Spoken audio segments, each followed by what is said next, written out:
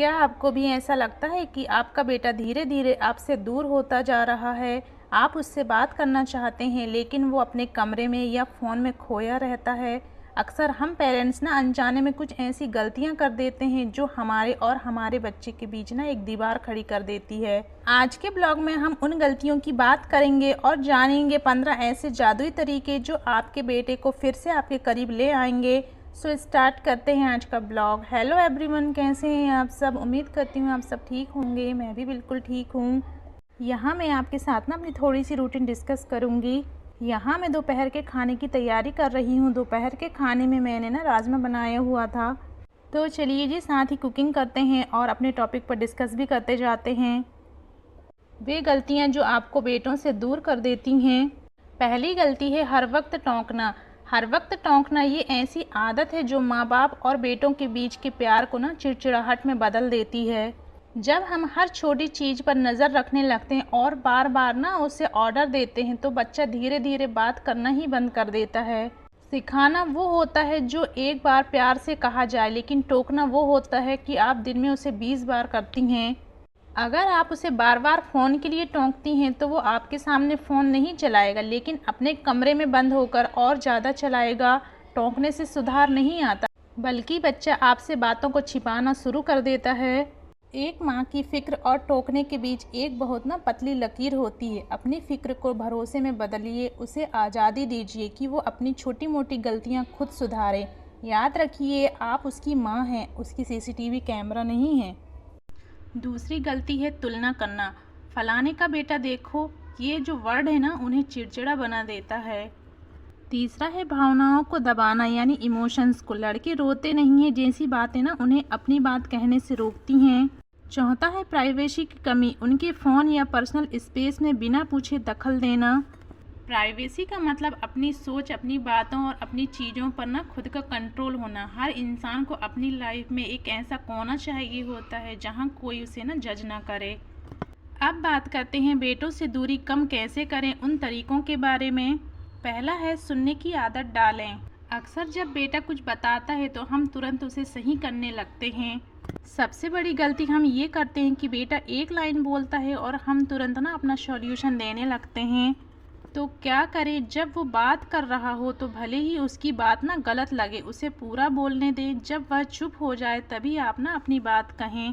सोचिए कि आपका बेटा ऑफिस या स्कूल से थका हुआ आया है और बस वो ये कहना चाहता है कि मम्मी आज ना बहुत स्ट्रेस था।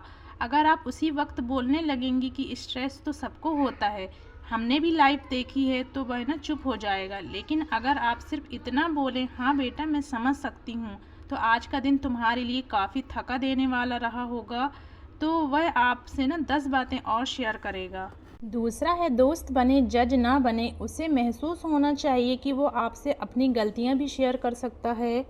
जब बेटा अपनी कोई परेशानी या गलती बताता है और आप तुरंत ये कहना शुरू कर देती हैं कि मैंने तो पहले ही कहा था, तुम्हारी ही गलती होगी, तुम कभी सही काम ही नहीं कर सकते, इसे जजिंग कहते हैं। इससे बेटा ना अगली बार अपनी कोई भी बात आपको नहीं बताएगा, क्योंकि उसे आपकी डांट या ताने का ना डर रहेगा।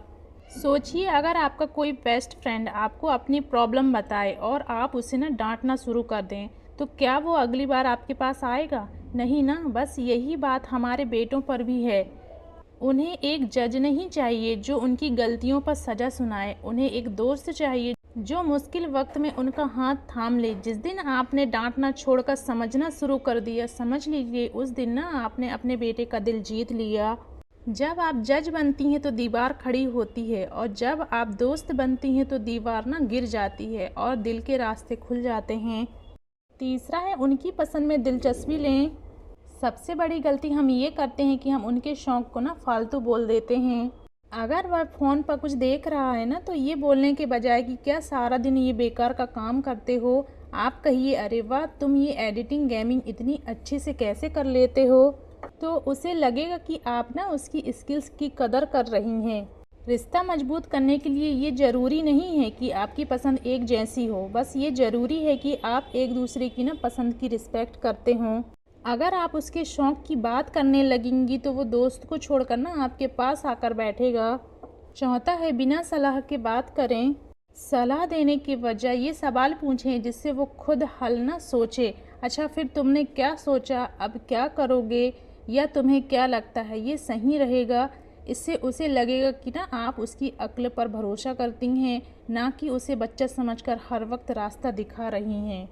तो यहाँ ना मैं आपको टिप दूंगी, अगर आपको लगता है कि सलाह देना ज़रूरी है तो पहले आप इजाज़त लें। क्या मैं इस बारे में अपनी एक राय दे सकती हूँ? अगर तुम चाहो तो। आपका बेटा आपको अपनी परेशानियाँ इसलिए बताता है क्योंकि वो आप पर ना भरोसा करता है, इसलिए नहीं कि उसे आपसे सॉल्यूशन चाहिए। सॉल्यूशन तो वो गूगल से भी ले सकता है। आपसे उसे सिर्फ सुकून और अपनापन चाहिए। अगली बार जब वो कुछ कहे तो ज्ञान का ना पिटारा खोलने के बजाय बस उसका हाथ थाम कर कहिएगा, मैं समझ सकती हूँ बेटा। फिर देखिएगा वो कैसे आपसे ना दिल खोलकर बातें करता है। पांचवा है बोलने से ज़्यादा दिखना। जब वो बात करे तो मोबाइल हाथ से छोड़ दें, उसे पूरा फोकस दें। अगर आप काम कर रही हैं तो 2 मिनट ना रुककर उसकी बात सुन लें। छठवा है रिस्पेक्ट प्राइवेसी, उसका अपना कोना। बेटे जब थोड़े बड़े होते हैं तो उन्हें अपनी प्राइवेसी चाहिए होती है। उनके कमरे में बिना नॉक किए न जाना या उनके फ़ोन के पासवर्ड ना पूछना, ये दिखाता है कि आप उन पर ना ट्रस्ट करती हैं। सातवां है डिसीजन मेकिंग, उसे बड़ा महसूस कराएं।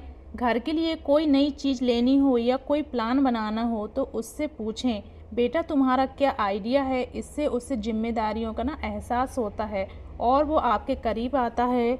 आठवां है अपनी गलती माने। अगर आपने उस पर बेवजह गुस्सा कर दिया है तो बाद में ना जाकर बोलें, सॉरी बेटा आज मेरा मूड ख़राब था इसलिए मैं चिल्ला दी। इससे उसका दिल जीतना ना आसान हो जाता है। नौवा है जीरो जजमेंट जोन, डर खत्म करें। उसे ये यकीन दिलाएं कि अगर उससे कोई बड़ी गलती भी हो जाए तो वो सबसे पहले आपके पास आए, ना कि डरे। जब डर खत्म होता है तो झूठ बोलना भी ना बंद हो जाता है। 10वां है साथ में कुछ नया करें। सिर्फ खाने की मेज पर ना बात ना करें, साथ में कोई फिल्म देखें, वॉक पर जाएं या ना मिलकर घर की सफाई करें। साथ काम करने से ना नेचुरल बॉन्डिंग होती है। 11वां है प्यार जताना।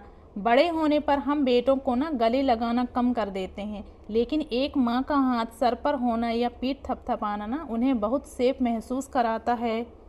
12वां पॉइंट है अपनी कमज़ोरी बताएं। उसे ये ना दिखाएं कि आप सुपर ह्यूमन हैं, उसे बताएं कि आज आप थकी हुई हैं या आप किसी बात से ना परेशान हैं। जब आप अपनी फीलिंग्स शेयर करेंगी तो वो भी अपनी बात कहना सीखेगा। 13वां पॉइंट है उसकी ढाल बने। हो सकता है उसका करियर चॉइस आपसे ना अलग हो, उसे ये एहसास दिलाएं कि तुम जो भी करोगे मैं तुम्हारे पीछे खड़ी हूँ। ये भरोसा उसे ना आपका सबसे बड़ा फ़ैन बना देगा। 14वां पॉइंट है आवाज़ का जादू। क्या बोलना है उससे ज़्यादा ज़रूरी है कैसे बोलना है। चिल्लाने से बात बिगड़ती है और प्यार समझाने से ना बात दिल तक पहुंचती है। 15वां पॉइंट है शर्तों के बिना प्यार। उसे ये महसूस कराएं कि आपका प्यार ना उसके मार्क्स या उसकी जॉब पर डिपेंड नहीं करता। आप उसे प्यार करती हैं क्योंकि वो आपका बेटा है। सो फ्रेंड्स, रिश्ता चाहे कोई भी हो उसे वक्त और प्यार की खाद चाहिए होती है। आपका बेटा आपसे दूर नहीं होना चाहता, वो बस चाहता है कि आप उसे समझें। इन 15 तरीकों में से आज ही कोई भी 2 तरीके अपनाकर देखिए और बदलाव ना खुद महसूस कीजिए। अगर आपको ये वीडियो पसंद आया हो तो उन पेरेंट्स के साथ ज़रूर शेयर करें जो अपने बच्चों के साथ ना रिश्ता सुधारना चाहते हैं। कमेंट में बताएं कि आपको अपने बेटे की कौन सी बात सबसे प्यारी लगती है। चैनल को सब्सक्राइब करना ना भूलें। मिलते हैं नेक्स्ट वीडियो में। Okay, bye bye, take care.